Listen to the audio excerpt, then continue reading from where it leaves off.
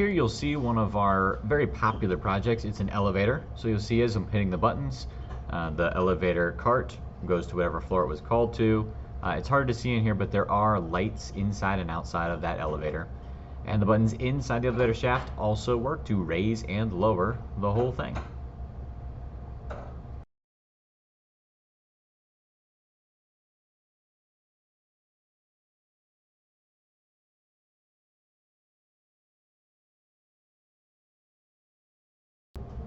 And this is kind of a new project for us. This is similar to a grocery store conveyor belt.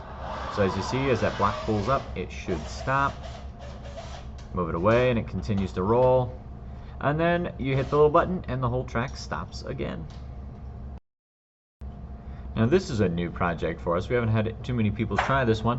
But this is a functioning intersection. So you'll notice the red, yellow, and green lights. The small red thing on the corner of that base plate, that is the ultrasonic sensor. So she just put her hand over it and it will count a couple of seconds out, and then the main intersection, or the main road will rather have its red light come on, and then green light comes on for our one way.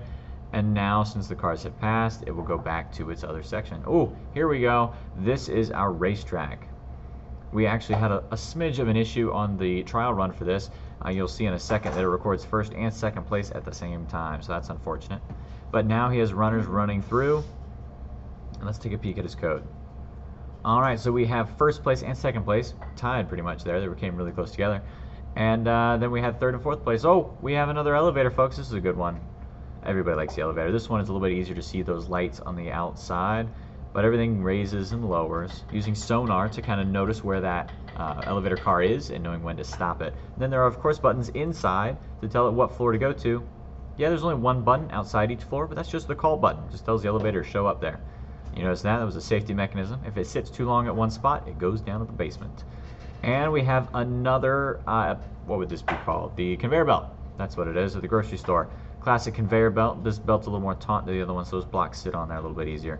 And it stops when it recognizes it. You remove it, and oh, you fumble with the groceries a little bit. Some bruised cantaloupe, but it's fine. And then you hit the button to stop it. And here we have the self-driving car. It goes forward until it recognizes it's about to hit something, stops, goes back just enough so it can make that 90-degree corner, and then proceeds forward again. And we have another elevator. This one used a servo instead of a motor, so it does move a little bit more choppy, we'll say. But you can see those lights there lighting up, and they also function inside the cab. And there's, of course, that safety mechanism, so it goes back to the floor once its time is up. And now, this one's a little bit harder to recognize what's all happening. This is a home security system. So there, he reached in and set the trigger. You can see the light flashing. That's warning everybody inside that the alarm is about to be set. And alarm is now set. We open this sucker up. We can go inside and we can look around a little bit. Red light's on saying it's activated.